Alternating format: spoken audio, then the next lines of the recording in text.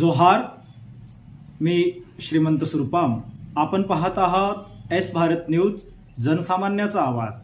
बातमी आहे गडचिरोली शहरातून मराठा समाजाच्या आरक्षणासाठी मुंबईकडे प्रस्थान करणारे मनोज जरांगे पाटील यांच्या विरुद्ध 28 ऑगस्टला गडचिरोली शहरातील इंदिरा गांधी चौकामध्ये निदर्शने करण्यात आली। यावेळी जोरदार घोषणाबाजी करून जरांगे यांच्या मागणीला विरोध करण्यात आलेला आहे।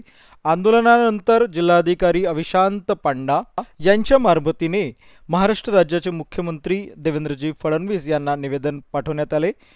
या आंदोलनामध्ये गडचिरोली विधानसभा क्षेत्राचे आमदार डॉक्टर मिलिंदजी नरोटे, माजी खासदार अशोकजी नेते, माजी जिल्हाध्यक्ष प्रशांतजी वागरे, भाजपाचे जिल्हाध्यक्ष रमेशजी बारसागडे यांच्यासह शेकडो भारतीय जनता पक्षाचे कार्यकर्ते मोठ्या संख्येने उपस्थित होते।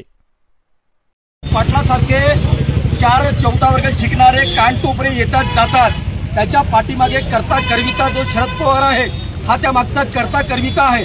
आणि हे निवडणुकीच्या वेळेस आल्या, ही निवडणुकीच्या वेळेस हा माणूस तयार होतो आणि हे संपूर्ण महाराष्ट्रातील जनतेने ओळखलेलं आहे। त्याच्यामुळे हा आंदोलन करतोय, या आंदोलनाला काही अर्थ नाही आहे आणि ओबीसी मध्ये येण्याचा प्रश्नच उद्भवत नाही, कारण ओबीसीला डॉक्टर बाबासाहेब आंबेडकरांनी जो घटनादत्त मागास वर्ग घोषित केल्यानंतर हा ओबीसी समाजाला आरक्षण मिळालेलं आहे।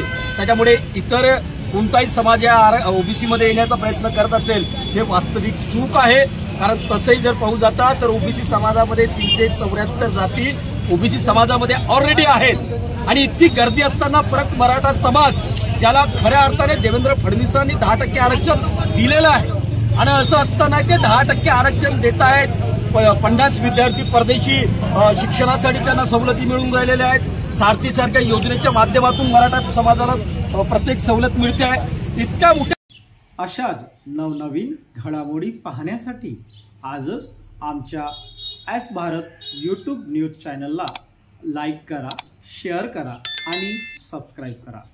जोहार।